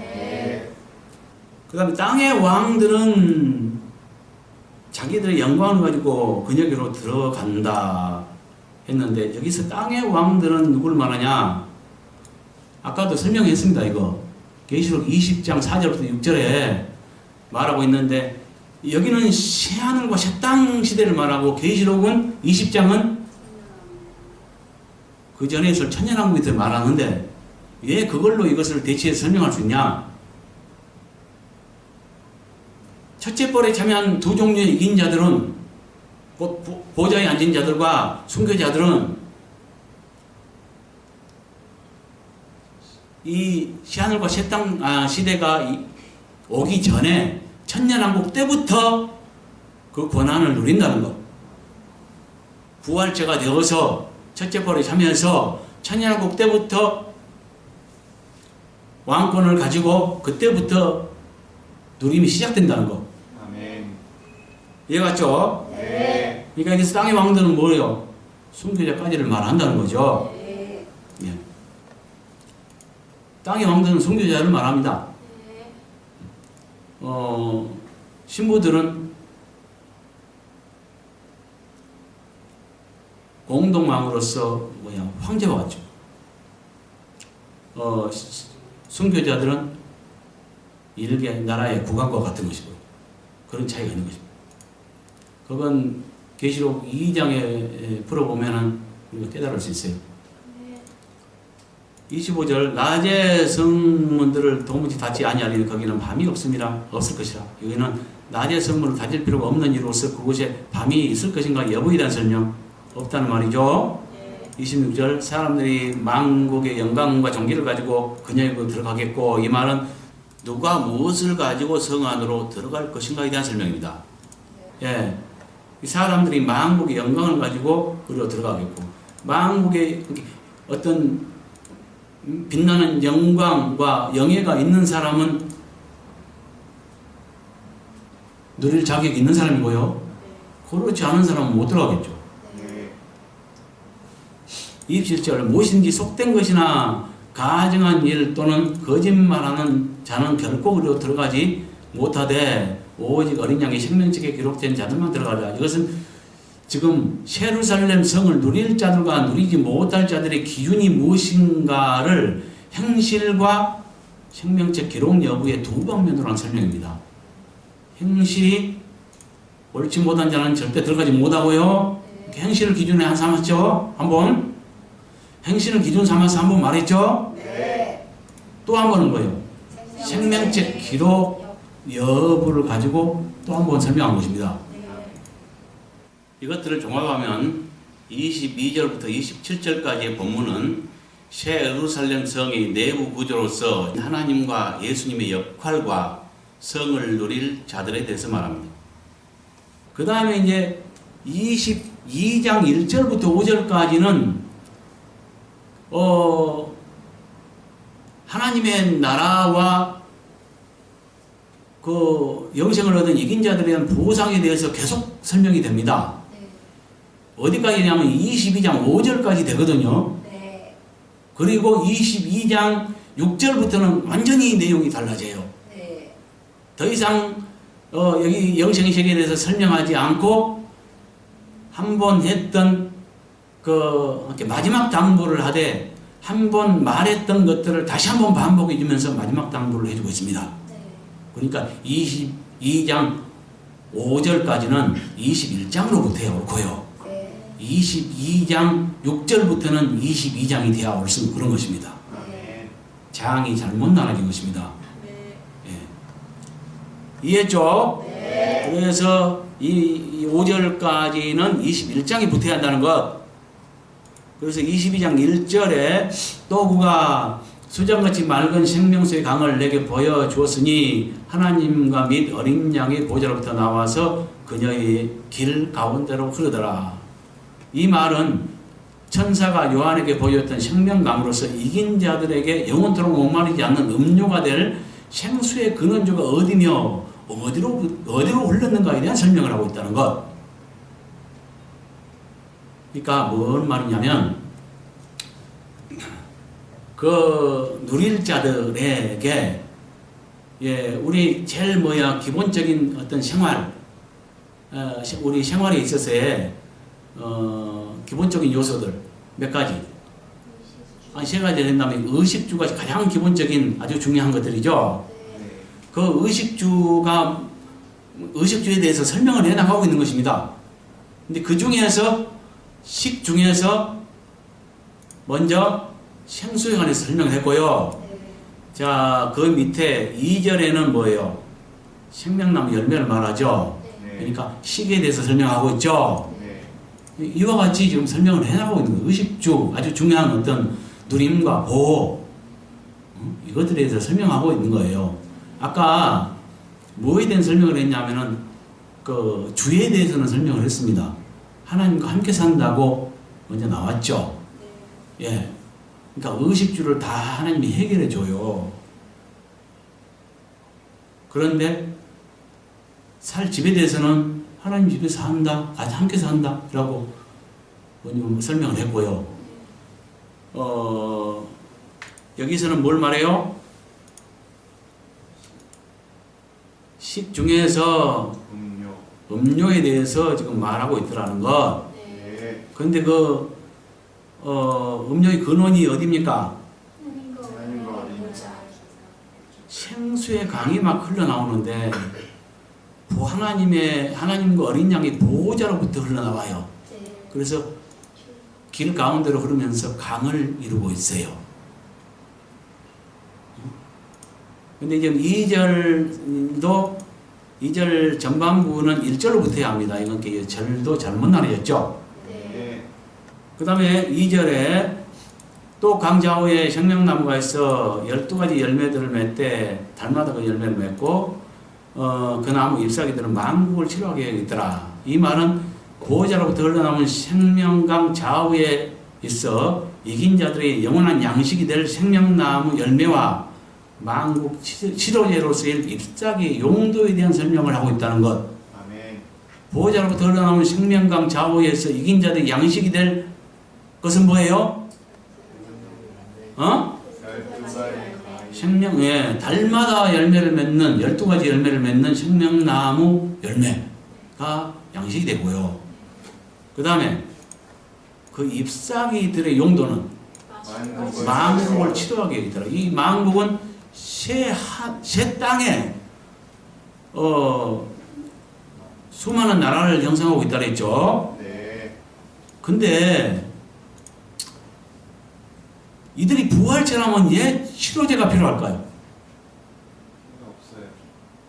부활체는 치료제가 필요치 않습니다. 왜냐하면 어떤 약함이 있어서 상하거나 다치거나 해야 치료가 필요한 거 아니겠어요? 그러니까 이것은 여기서 뭘 알 수 있냐면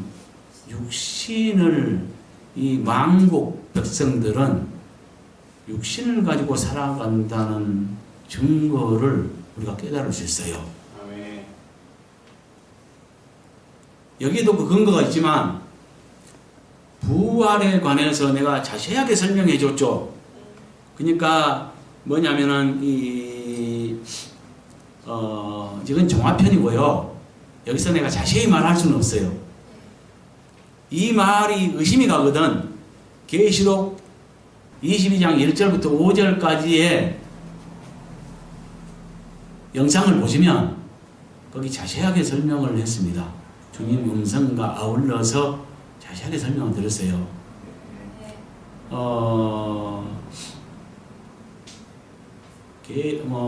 고린도전서 15장 23절 이하에 말하는 바울의 말을 빌려봐도요,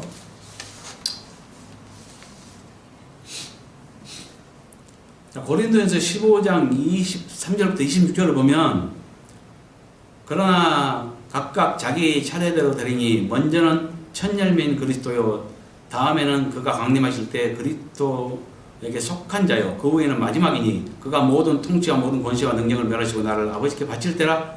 그가 모든 원수를 그 발 아래 둘 때까지 반드시 왕노를 하리니 맨 나중에 멸망받을 원수는 사망이라, 이라고 말하고 있어요. 세서로 말하고 있는데 예수 그리스도를 포함하면은 부활을 세 단계로 세 번에 걸쳐서 된다고 말하고 있는데, 예수님 빼면은 두 번에 걸쳐 된다고 말하고 있는 거예요.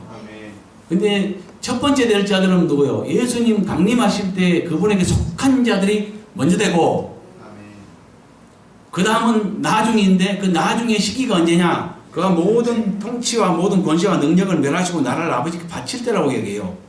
그러면서 덧붙여 말하기를 그가 모든 원수를 그 발 아래 둘 때까지 반드시 왕노를 하시니 맨 나중에 멸망받을 원수는 사망이라, 이라고 말하고 있어요.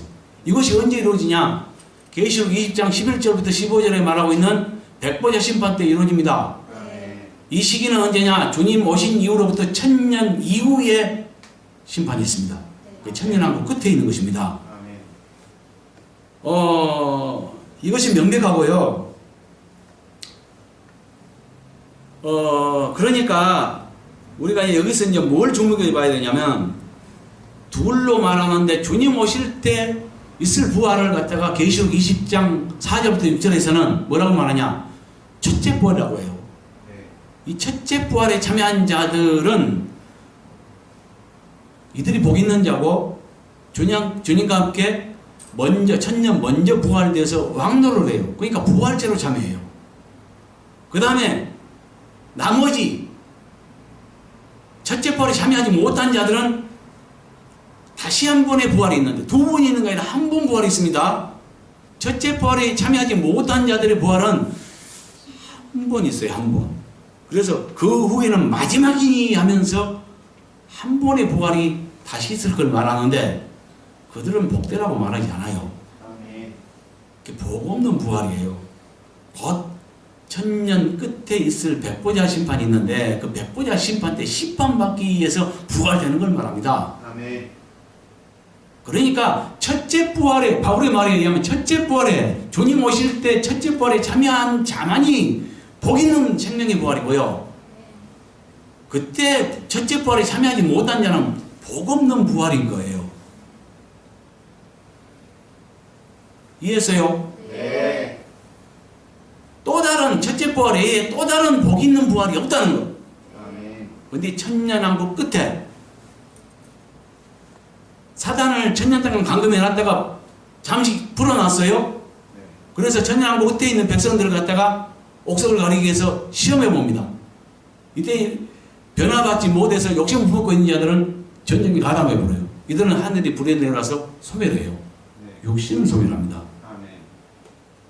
그러면 육신이 그대로 있는 자들과 육신이 소멸된 자들이 있죠. 육신이 소멸된 자들은 그 다음에, 이건 7절부터 20장 7절부터 10절에 기록된 내용이고요. 이 사건, 그러니까 천년왕국 끝에 있는 그 시대의 백성들을 시험해보고 그 다음에 백보자 심판이 이루어지거든요. 그 백보자 심판 때에 육신이 소멸된 자들은 그 영원히 심판에 몰려나서 심판받는 거죠. 그럼 육신이 그대로 보존된 자들은 어떤 자들이야? 이들은 이긴 자이거든요. 이들이 부활됐단 말이 없습니다. 그리고 그들이 부활된다 하더라도 복된 부활은 없습니다. 그러니까 그들도 이긴 자이거든요. 그럼 복된 자여야 되는데, 그들이 부활된다면 오히려 저주를 받죠. 부활됐단 말도 없고요. 그들을 위한 복된 부활이 또 따로 없고요. 그걸 분명히 말한다는 거죠. 그 후에는 마지막이니 하면서 한 번의 부활이 있다고 하는데, 그 한 번의 부활은 복된 부활이 아니라는 것. 더 얼마나 설명합니까? 그래서 천년왕국 끝에 육신을 가진, 그래서 마귀를 풀어놓고 시험할 때 미혹받지 않은, 그래서 이긴 자들은 육신으로 그대로 보존된답니다. 아멘.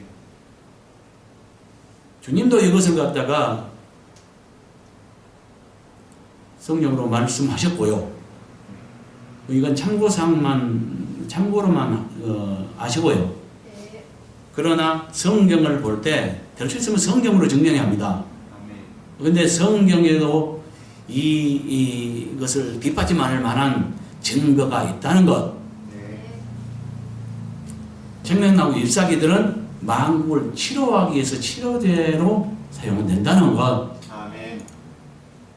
3절 다시 저주가 없을 것이며 하나님과 그 어린 양의 보호자가 그녀의 가운데 있으니 그분의 종들이 그를 섬길 것이며 그의 얼굴을 볼 터이요 그분의 이름도 그들의 이마에 있으리라. 이 말은 다시 저주가 있을 것인가 여부와 없죠? 네. 보호자 이치와 보호자 이치는 어디에요? 하나님. 그 가운데 있다 했죠? 네. 그녀 가운데. 네. 예, 그 다음에 하나님께 인정받아 이마에 도장 찍힌 종들이 할 일과 할 일은 뭐예요? 섬기는 그분을 섬기는 거예요. 그 다음에 그분이 그 거처는 어디예요? 얼굴을 볼 것이요. 그러니까 함께 사는 거예요. 네. 아버지 모시고, 네. 예? 네. 큰아들이 아버지 모시는 거죠. 부모 모시듯이 저기 장잡고 가진 자들이거든요. 두 종 얘긴 자들. 순교자까지. 네. 알겠어요? 네. 이들은 이곳에 거주할 것입니다. 그래서 그 거처, 아버지 집에 산다는 것. 그 다음에 인정받은 증표는 뭐요? 이마에 도장이 있는 것을 말하죠. 그 다음에 마지막 5절 또다시 밤이 없겠고 등불과 햇빛이 쓸데없으니 이는 주 하나님이 그들에게 비칠 것이기 때문이다. 그리고 그들이 세세토록 왕들하리라. 두 가지를 말하죠. 네. 이는 뭡니까? 성 안에 살 왕권 가진 두 종류의 이긴 자들에게 등불과 햇빛과 같은 피조핏이 필요 없는 이유는 뭐예요? 주 하나님이 비추시기 때문이고요. 네. 그들이 가질 권세는 왕노로 하는 것이고요. 그 기간은요, 세세토록. 영원하다는 거죠. 아멘. 예. 이렇게 해서 1절부터 5절까지를 종합하면 네 번째 메시지는 이긴 자들에게 보상으로 주실 생수와 양식과 보호와 거처와 권세와 누림을 알아보죠. 네. 그리고 21장 22절부터 22장 5절까지는 두 번째 종물리로서 새 예루살렘 성의 내부 구조로서 중심 되신 분과 이긴 자들에게 주실 보상에 대해서 말합니다. 그리고 이 두 개의 종물리를 종합하면 계시록 21장은 하나님 나라 구조와 모습과 중심 되신 분과 각 사람의 행위에 따른 보상과 보응에 대해서 말합니다. 네. 이것은 하나의 결론입니다. 네. 우리가 이 결론, 곧 영생을 누리기 위해서 그날을 소망하면서 지금 신앙하고 있는 거죠. 그래서 하나의 결론입니다. 22장 6절부터는 또 하나의 결론이 있습니다. 그래서 두 가지 결론이 되는 거죠. 수고하셨습니다.